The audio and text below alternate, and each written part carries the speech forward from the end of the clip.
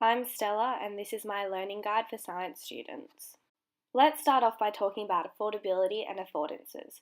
Affordability is about being able to afford items and what can I buy, and affordances is the function that the object has and it defines its use. So iPhones have 3G, which allow us to use Facebook.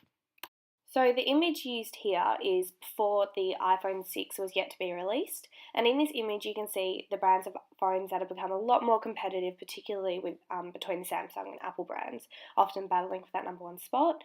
This global trend in phones won't ever cease because new brands are updating all their devices and the markets is becoming a lot more competitive.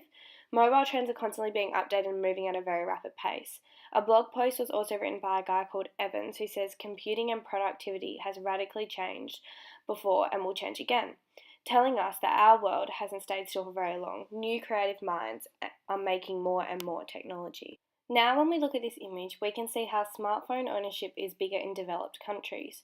Have a look at the pink arrow. We can see Australia is darker in colouring, which according to the key means a more concentrated smartphone ownership country.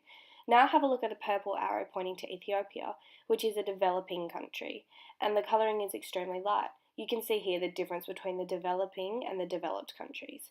As I'm a young university student in a developed country and studying a degree of human biology, it is recommended that we have smartphones with the latest technologies on them, which means they want me to have a higher affordance mobile device, which then means it's less affordable. The quote on the screen is talking about how multi-screening is empowering the digital age, and this is good for developed countries, but developing countries still don't have access or the finance to multiple devices. Feel free to pause here to read the learning objectives. There are a few educational approaches that are relevant to my studies and providing a range of benefits on the individual learner. Here are some educational approaches to consider. Information transmission is the transferring of knowledge from one person to another. Behaviourism, so in basic terms, it means that humans can be conditioned to do things and it is observed directly from people's behaviours. Social constructivism, learners aren't receiving the information, they are also interpreting everything they learn. Embodied learning is learning that occurs through the use of bodily and sensory functions, and situated learning is learning that occurs most effectively when interactions take place within a community, so that means students are more inclined to learn when they're actually participating. A great way to use these educational approaches can be through mind mapping. Mind mapping induces creativity to add interest and to inspire you to learn more. A particularly good use of mind mapping is when it comes to exam prep, especially for anatomy, because all different structures must be learnt. This uses social constructivism approach of learning because it's engaging and it's on a collaborative level. And mind maps can be drawn or created through websites such as Cobble.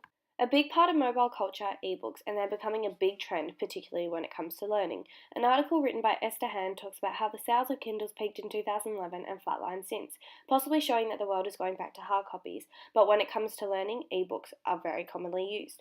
A few examples of ebooks to help science students are Pearson Places and Forensics.